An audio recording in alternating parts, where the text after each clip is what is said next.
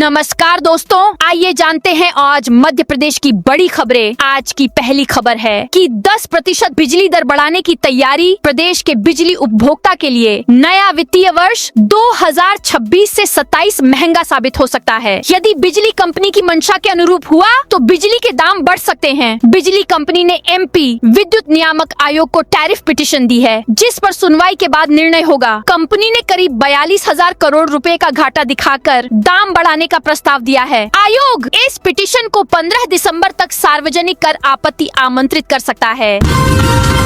MP में शिवलिंग पर डाली ग्रेवी, जलपात्र में मटन का टुकड़ा, मचा हड़कंप। मध्य प्रदेश के बालाघाट में हिंदुओं की आस्था से खिलवाड़ का हैरान कर देने वाला मामला सामने आया है। यहाँ असामाजिक तत्वों के द्वारा शिवलिंग के साथ ऐसी हरकत की जिससे हिंदुओं में आक्रोश फैल गया है। घटना जिले के गर्रा शंकर घाट की है, जहाँ शिवलिंग पर ग्रेवी और शिवलिंग के ऊपर रखे जलपात्र में मटन का टुकड़ा डला मिला है। घटना का वीडियो बनाकर हिंदू संगठनों ने पुलिस और प्रशासन से अपील की है कि हरकत को अंजाम देने वाले विधर्मी को कड़ी सजा दी जाए। देश की पहली सर्पमित्र नगरी बनेगी उज्जैन, नागों का होगा संरक्षण। महाकाल की नगरी उज्जैन देश की पहली सर्पमित्र नगरी बनेगी। मुख्यमंत्री डा मोहन यादव की मंशा के अनुसार यहाँ सांपों के संरक्षण का काम शुरू हो गया है। सांपों से मित्रवत व्यवहार के लिए उज्जैन जिले के 100 से ज्यादा विद्यार्थियों को हायर सेकेंडरी स्कूल में प्रशिक्षण दिया जा रहा है। अगले चरण में डॉक्टर, हेल्थ वर्कर, किसान और पंचायत सचिवों को प्रशिक्षण दिया जाएगा।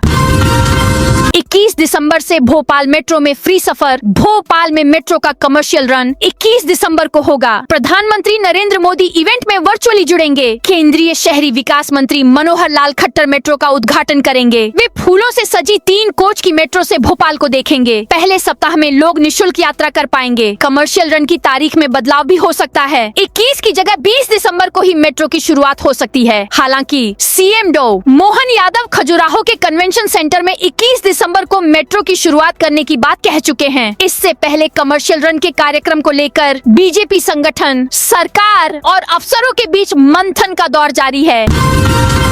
इन जिलों में चलेगी शीतलहर। मध्य प्रदेश में कड़ाके की ठंड का दौर जारी है। सबसे ज्यादा भयावह हालात शहडोल जिले के कल्याणपुर में देखने को मिल रहे हैं। यहाँ सीजन में पहली बार न्यूनतम तापमान 3 डिग्री सेल्सियस दर्ज किया गया, जबकि मौसम विभाग अभी और तापमान गिरने की चेतावनी दे रहा है। वहीं आज सूबे के कई इलाकों में शीतलहर का अलर्ट जारी किया गया है। मौसम विभाग के अनुसार आज सूबे के भोपाल, इंदौर, राजगढ़, शाजापुर और सीहोर जिले में कोल्ड वेव का अलर्ट जारी किया है।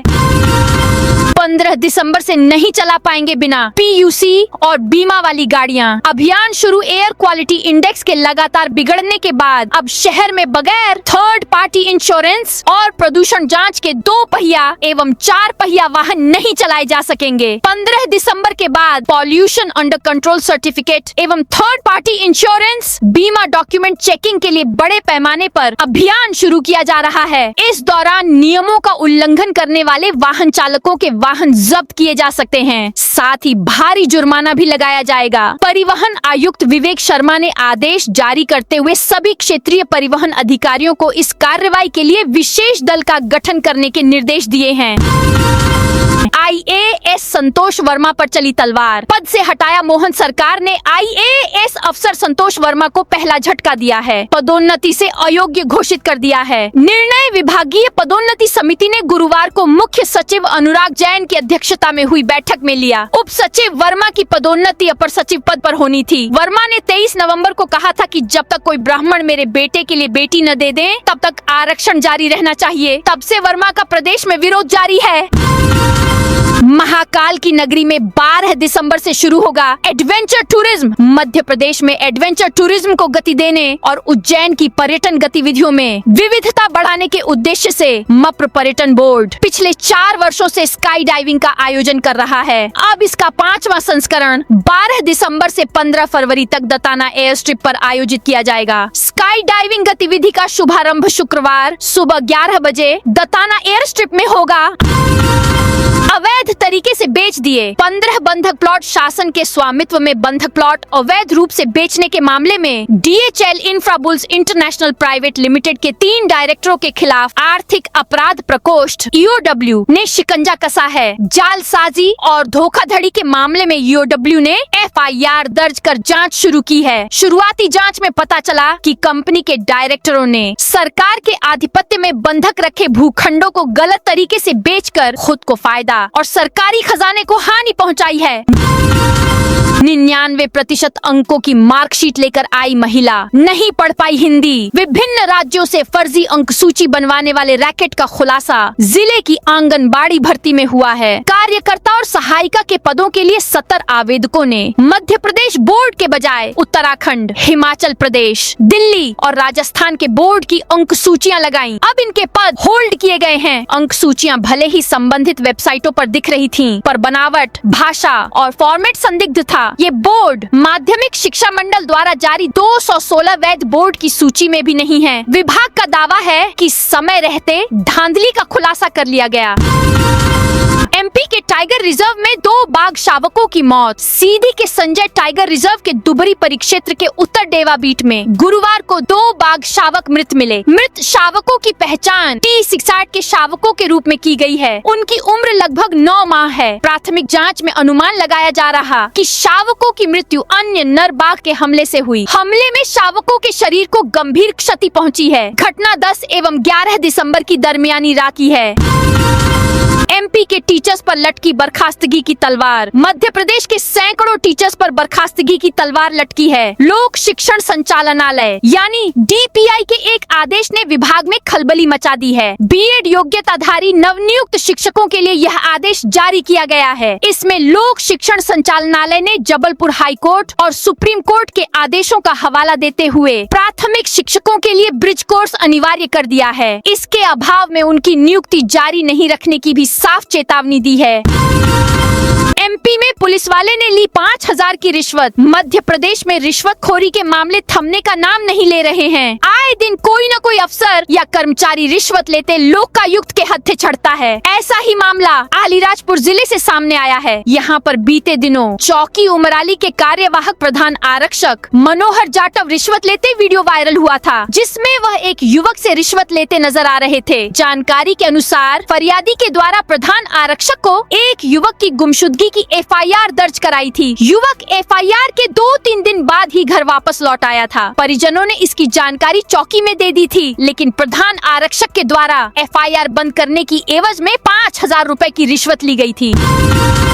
एमपी में यहाँ करोड़ों की लागत से बनेगी 4 सड़कें। लंबे समय से विकास से अछूते सुमावली क्षेत्र में 37 करोड़ 62 लाख रुपए से अधिक की 4 बड़ी सड़कें बनाई जाएंगी। 4 जिसके लिए पीडब्ल्यूडी विभाग ने टेंडर भी जारी कर दिए हैं। इन पक्की सड़कों के जरिए 50 से अधिक गांवों के लोगों का सफर सुगम होगा, बल्कि हादसों से भी निजात मिलेगी। बता दें कि मुरैना के सुमावली क्षेत्र में 9 करोड़ 95 लाख रुपए की कीमत से ग्राम बरवासिन के शासकीय प्राथमिक स्कूल से शिवलाल के पुरा तक 6.90 किलोमीटर लंबी सड़क स्वीकृत हुई है। यह रोड कैथरी से होकर कंशाना का पुरा, कैथरी कैमरा की पुलिया से गोटिया की पुलिया तक और वहीं ग्राम कैथरी तोरखेड़ा की रोड पूरन के पुरा तक बनेगी।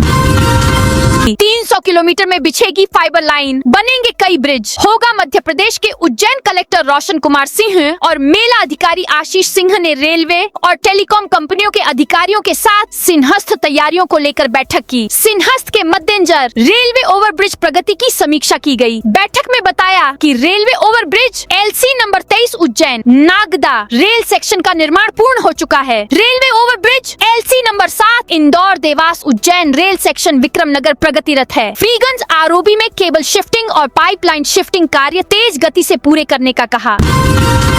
एक्शन मोड में नजर आए कलेक्टर साहब। मध्य प्रदेश के श्योपुर कलेक्टर अर्पित वर्मा गुरुवार को एक्शन मोड में नजर आए। उन्होंने बड़ौदा क्षेत्र के आधा दर्जन गांवों का भ्रमण कर न केवल स्कूल, आंगनबाड़ी, स्वास्थ्य केंद्रों का निरीक्षण किया, बल्कि अनुपस्थिति मिलने और कार्य में लापरवाही बरतने पर सरकारी कारिंदों पर कार्रवाई भी की। एमपी की ईवीएम से होंगे इस राज्य के चुनाव। ईवीएम शेयरिंग पॉलिसी के तहत मप्र और सिक्किम के बीच मशीनों को लेकर महत्वपूर्ण समझौता हुआ। इसमें मप्र 400 ईवीएम किराए पर सिक्किम को देगा। गुरुवार को यह समझौता राज्य निर्वाचन आयोग के सचिव दीपक सिंह और सिक्किम की सचिव ग्लोरिया नामचू के बीच हुआ। आयोग के अनुसार ईवीएम शेयरिंग मॉडल को अपनाने में मध्य प्रदेश देश का पॉयनियर स्टेट है। नियमों का उल्लंघन करने वाली 4 बसों पर 21 21,400 रुपए का जुर्माना। बालाघाट जिले के लांजी से हैदराबाद जाने वाली बसों में लगातार मिल रही अनियमितताओं की शिकायतों पर जिला प्रशासन ने कड़ा रुख अपनाया है। जिला परिवहन अधिकारी अनिमेश गढ़पाल ने बताया कि 11 दिसंबर की जांच के दौरान कई बसों में क्षमता से अधिक यात्रियों को ले जाते पाया गया। नियमों का उल्लंघन करने पर कुल 4 बसों के विरुद्ध चालानी कार्रवाई करते हुए 21,400 रुपए का जुर्माना लगाया है। ध्यात हो कि लांजी से रोजाना हैदराबाद के लिए बसें संचालित होती हैं। उनके नियम विरुद्ध संचालन की शिकायतें मिलने पर कलेक्टर मृणाल मीणा ने परिवहन अधिकारी को तत्काल सख्ती से कार्यवाही करने के निर्देश दिए थे। निर्देशों के पालन में परिवहन विभाग की टीम ने मौके पर जांच कर कार्रवाई को अंजाम दिया। बदलेगा एमपी के इस शहर का नक्शा। 28 सेक्टरों में बंटेगा नक्शा प्रोजेक्ट के तहत भोपाल स्तर से विदिशा शहर को सेक्टर में विभाजित करने का कार्य एक दिन पहले बुधवार को पूरा कर लिया गया। शहर की कुल 28 सेक्टर में विभाजित किया गया है। अब इन सभी सेक्टर को ब्लॉक में विभाजित कर भौतिक सत्यापन का कार्य जल्द ही शुरू किया जाएगा। प्रत्येक ब्लॉक के लिए अलग टीम होगी। सभी टीम अलग अलग सभी ब्लॉक के शासकीय, अशासकीय संगठनों व समूहों की संपत्तियों के साथ निजी संपत्तियों का अभिलेख तैयार करेंगी। नक्शा प्रोजेक्ट की नोडल अधिकारी व विदिशा तहसीलदार के अनुसार उम्मीद है कि जल्द ही सत्यापन का कार्य शुरू कर दिया जाएगा। कम रेट वाली लोकेशन पर बढ़ेंगे रेट। पंजीयन विभाग ने वित्त वर्ष 2026 से 27 की नई गाइडलाइन तैयार करने की प्रक्रिया तेज कर दी है। विभाग ने town and country planning, TNCP, तहसीलदारों, नगर निगम, जीडीए और हाउसिंग बोर्ड से शहर में हुए नए निर्माणों व रजिस्ट्री पैटर्न का पूरा रिकॉर्ड मांगा है। विभाग उन लोकेशन को चिन्हित कर रहा है, लेकिन रजिस्ट्री उससे ज्यादा दर पर हो रही है। इन स्थानों पर इस बार गाइडलाइन बढ़ना तय माना जा रहा है। डेटा तैयार करने के लिए आर्टिफिशियल इंटेलिजेंस AI का भी उपयोग किया जा रहा है। ये AI की मदद से उन क्षेत्रों का विश्लेषण हो रहा है जहां बाजार रेट गाइडलाइन से ज्यादा है और बैंक फाइनेंस के कारण संपत्तियां महंगे दाम में बिकी हैं। 1 अप्रैल 2026 से नई गाइडलाइन लागू की जानी है। सागर दमोह 4 लेन सड़क HI मोड़ पर बनेगी। सफर को आसान, तेज और दुर्घटना मुक्त बनाने के लिए शासन लगातार सड़कों पर काम कर रहा है। इसी के तहत एक और सौगात सागर दमोह 4 लेन की स्वीकृति के रूप में दी गई है। कैबिनेट की मंजूरी के बाद जल्द ही इसका निर्माण कार्य शुरू किया जाएगा। 2000 करोड़ से अधिक की लागत से बनने वाली इस 4 लेन में 4 बाईपास भी तैयार किए जाएंगे ताकि 2 से 2.5 घंटे के सफर को 1 घंटे में तय किया जा सके। 1 जनवरी से बदल जाएगी इन 25 ट्रेनों की टाइमिंग। भारतीय रेलवे नए साल यानी 1 जनवरी 2026 से ट्रेनों के समय में बड़ा बदलाव करने जा रहा है, जिसमें भोपाल रेल मंडल की कुल 25 ट्रेनों के समय में बदलाव किया जाएगा, जिससे कई ट्रेनों के मार्ग और गति में बदलाव देखने को मिलेगा। यात्रियों की सुविधा के लिए रेलवे ने पहले से ही समय सारणी जारी कर दी है। 18 मीटर सड़क चौड़ीकरण के लिए घर तोड़ना शुरू। सिंहस्थ 2028 के तहत उज्जैन में तैयारियां शुरू हो चुकी हैं। शहर के नाना खेड़ा गेल इंडिया से KTM शोरूम, शांति नगर, एकता नगर होते हुए नीलगंगा चौराहे तक मार्ग चौड़ीकरण किया जाएगा। नगर निगम ने कुछ दिन पूर्व संबंधित भवन स्वामियों को नोटिस जारी किए थे। वहीं मुख्यमंत्री डॉक्टर मोहन यादव भूमि पूजन कर चुके हैं। क्षेत्रवासियों ने स्वेच्छा से भवन के चिन्हित हिस्से को तोड़ना शुरू कर दिया है। अब जल्द ही चौड़ीकरण के लिए निर्माण संबंधित आगे की कार्रवाई शुरू की जाएगी। MP के इस जिले में बनेगा ब्रिज। जुड़ेंगे 3 राज्य, मध्य प्रदेश के अलीराजपुर और महाराष्ट्र के नंदुरबार जिले के बीच नर्मदा नदी पर एक नया ब्रिज प्रस्तावित है, जो कि 3 राज्यों को आपस में जोड़ेगा, जिससे लोगों के आवागमन में बड़ी सुविधा होगी। दरअसल अलीराजपुर से नंदुरबार तक पहुंचने के लिए लगभग 250 किलोमीटर का सफर पूरा करना पड़ता है। प्रस्तावित ब्रिज बनने से 125 किलोमीटर दूरी कम हो जाएगी।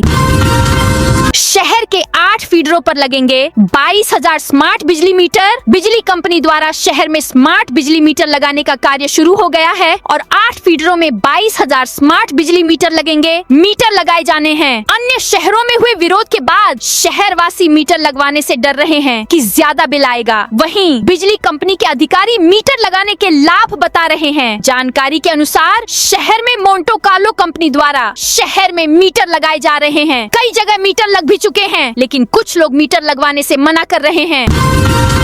एलिवेटेड एक्सप्रेसवे के लिए ली जा रही जमीन। ग्वालियर केंद्रीय मंत्री ज्योतिरादित्य सिंधिया ने बीते दिन कलेक्ट्रेट सभागार में ग्वालियर चंबल से जुड़े विकास कार्यों की समीक्षा बैठक की। इसमें elevated road, Agra Gwalior greenfield expressway, railway station, Ambedkar स्मारक और शहर में चल रहे कई विकास कार्य शामिल रहे। जहां काम की गति धीमी है, वहां काम में तेजी लाने के निर्देश उन्होंने दिए। रेलवे स्टेशन को लेकर कहा कि वे दिल्ली से इसकी हर सप्ताह समीक्षा करते हैं। अधिकारियों ने बताया कि पिछले 2 महीनों में रेड श्रेणी सबसे खराब की 8 सड़कों की हालत में सुधार हुआ है और वे ग्रीन श्रेणी में आ गई है।